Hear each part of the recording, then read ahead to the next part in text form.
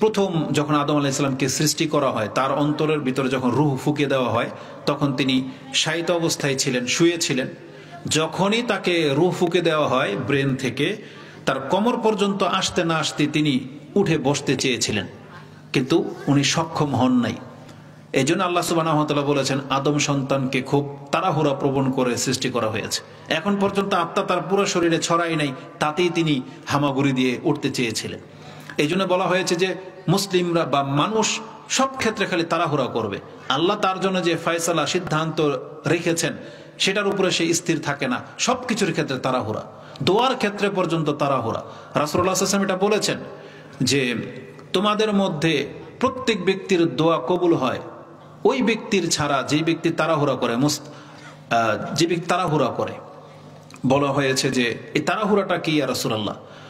তখন রাসূল সাল্লাল্লাহু আলাইহি ওয়াসাল্লাম বলেছেন যে সেই ব্যক্তি বলে, দাউতু কাদ দাউতু ফালাম ইউস্তাজাবু লি, আমি তো এই যে আল্লাহকে ডাকলাম, এই যে কত ডাকলাম, কই আমার দোয়া তো কবুল হলো না। এটাই হচ্ছে তাড়াহুড়া করা। অথচ আল্লাহ সুবহানাহু ওয়া তাআলা কিন্তু এর দোয়া কিন্তু শুনতেছেন এবং আল্লাহ কবুলও করতেছেন, কিন্তু হয়তো সে তার কাছে প্রকাশ পাচ্ছে না, কারণ সে চাচ্ছে এটা তো কবুল হচ্ছে না। কিন্তু এই ব্যক্তি জানে না যে এর চাইতেও কল্যাণকর কিছু আল্লাহ ওর তাকদীরে লিখে রেখেছেন বা দিচ্ছেন, অন্য দিক থেকে ওকে বিপদ থেকে বাঁচাচ্ছেন। মানে তিনটার একটা তো হয় দোয়া, ওইদিকে আমরা যাচ্ছি না। তো আমরা সব ক্ষেত্রে তাড়াহুড়া প্রবণ। তো ওই হাদিসের মধ্যে আদম আলাইহিস সালাম, তার পিঠে আল্লাহ হাত রেখেছেন এবং তার সমস্ত সন্তানগুলোকে তার সামনে ছড়িয়ে দিয়েছেন এবং বলেছেন এটা আপনি এবং এটা আপনার সব সন্তান, এবং এদের মধ্যে কে জান্নাতের কে জাহান্নামী ফাইনাল হয়ে আছে। তো আদম আলাইহিস সালাম সেখানে তাকিয়েছেন, একজন সন্তান ফুটফুটে, তার কাছে একবারে নূরের মতো মনে হয়েছে, খুব চমৎকার চেহারা। তখন আল্লাহকে জিজ্ঞেস করেছেন যে এইটাকে, বলতেছে এটা দাউদ আলাইহিস সালাম। কে ছিলেন এটা? দাউদ। তার মানে দাউদ আলাইহিস সালামের কাছে সেখানে ইউসুফ আলাইহিস সালামের রূপ পর্যন্ত প্রকাশ পায় নাই। যে এতগুলো মানুষের সামনে একটা ধবধবে সাদা বা লাইট হয়ে আছে, কে এটা? বলছে এটা দাউদ। তো বলছে তার বয়স কত? এক বর্ণনা আসছে 40, আরেক বর্ণনা আসছে 60, মানে ঘুরে ফিরে 100 পুরা হবে। তো কোন কোন বর্ণনায় 60টা আমরা নিয়ে নিই। তিরমিজিতে আছে দুটোটা হাদিস, ইবনে মাজাতেও আছে, মুসনাদ আহমদে আছে। 60 বছর। তখন আদম আলাইহিস সালাম বললেন, এত সুন্দর ছেলে অথচ এত বয়স কম, আল্লাহর বয়স আকে বাড়িয়ে দেওয়া হোক। তখন আল্লাহ সুবহানাহু ওয়া তাআলার পক্ষ থেকে বলা হয়, আমি আল্লাহ যেটা ফাইনাল করি এটাই থাকে। তখন আদম আলাইহিস সালাম, যেহেতু পিতা তিনি দয়া করে বলেছিলেন, আল্লাহ তাআলা আমার বয়স থেকে ওকে 40 দেওয়া হোক। তার মানে 100 পুরা করা হয়েছে দাউদ আলাইহিস সালামের বয়স। তখন বলছে তাহলে তুমি যেটা বলবে এটা কিন্তু ফাইনাল হয়ে যাবে। বলছে ঠিক আছে ফাইনাল। তখন দাউদ আলাইহিস সালামকে 100 বছর দেওয়া হয়েছে।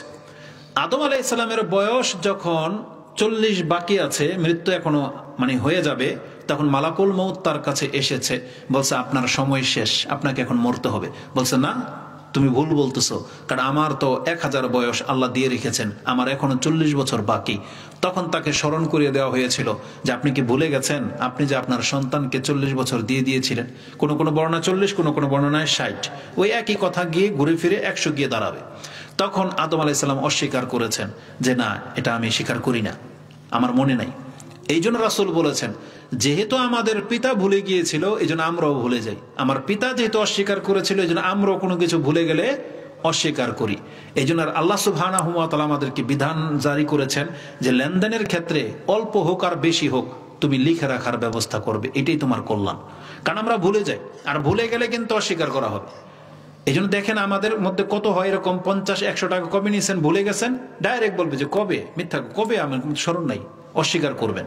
তো আমাদের এই নেচারগুলো, এই খারাপ এগুলো আসছে, এটা জেনেটিক রোগ। জেনেটিক রোগ বোঝেন না, যেটা বাপদাদার সূত্রে আসে।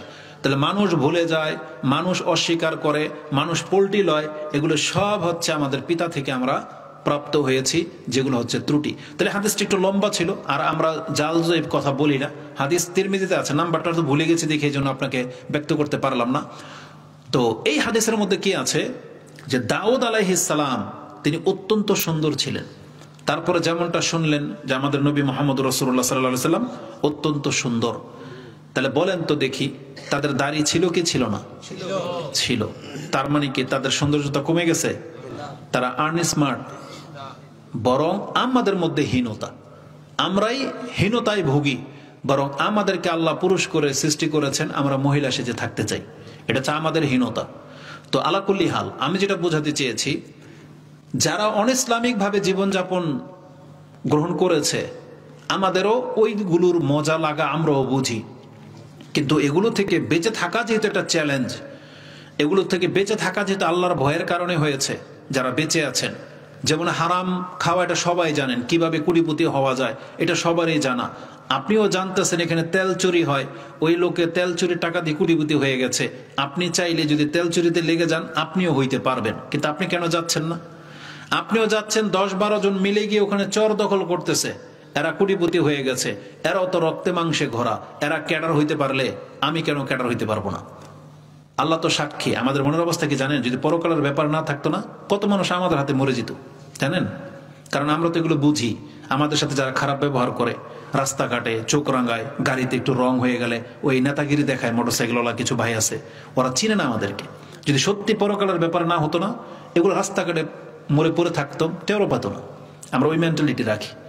আমাদের সাথে যখন জমি সংক্রান্ত বিষয় নিয়ে আমরা যাদের সাথে লেনদেন করি, আমাদের টাকা নিয়ে জমি দিচ্ছে না বা এদেরকে ক্যাডারগিরি দেখায়, চাঁদাবাজি করে না, এরা আমাদেরকে চিনে নাই। যদি সত্যিকার অর্থে বিচারটা যেটা আল্লাহ করবে, যদি এমন ব্যাপার না থাকতো না, আল্লাহ যদি বলে দিত না যে দুনিয়াতে যে শক্তি খাটায় জিততে পারবি জিত, তাহলে আমরা কিন্তু পেছনে থাকতাম না। এটা জেনে রেখেন। তো মুসলিম এমনটাই, যদি মুসলিম আল্লাহর জন্য জীবন দিয়ে দিতে পারে, তাহলে তার স্বার্থের জন্য কি না করতে পারে।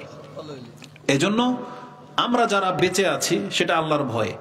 তো আপনিও যে কোনো পাপ থেকে দেখেন বেঁচে আছেন, মূলত ঘুরে ফিরে এটা আল্লাহর ভয়, সমাজের ভয়, লজ্জা, বাপ মার মর্যাদার কথা খেয়াল রেখে আপনি সে পাপগুলো থেকে বেঁচে আছেন। তাহলে এটা একটা যাজা আছে। এই যাজাটা ওই ব্যক্তি প্রাপ্ত হবে যে কোনো কিছুর ভয়ে না, শুধু আল্লাহর ভয়ে বেঁচে আছে, তাহলে অবশ্যই সে যাজা পাবে, আল্লাহর কাছে উত্তম বিনিময় পাবে। যেটা আল্লাহকে যে ব্যক্তি ভয় করে চলবে, আল্লাহ তার জন্য খুব চমৎকার পুরস্কার রেখেছেন। এমনি সব কাজের জন্য জান্নাতের ডিক্লেয়ার আছে, সব কাজের জন্য। নামাজ পড়বেন জান্নাত, হালাল খাবেন জান্নাত। কিন্তু জানেন যারা আল্লাহকে ভয় করে চলে, আল্লাহ তাদের সম্পর্কে কি বলেছেন? ওয়ালিমান খাফা মাকামা রাব্বিহি জান্নাতান। যেই ব্যক্তি আল্লাহকে ভয় করে চলে, আল্লাহ তাকে 2টা জান্নাত দিয়ে শুরু করেছেন। জান্নাতানে, আল্লাহ বলেছেন তাকে আমি 2টা জান্নাত দেব। যে কোন ইবাদতের জন্য তো জান্নাত আছে, কিন্তু আল্লাহ বলেছেন যেই ব্যক্তি আমাকে ভয় করে চলে, আমি ওকে 2টা জান্নাতের সুসংবাদ দিচ্ছি। এটা অনেক বড় ব্যাপার।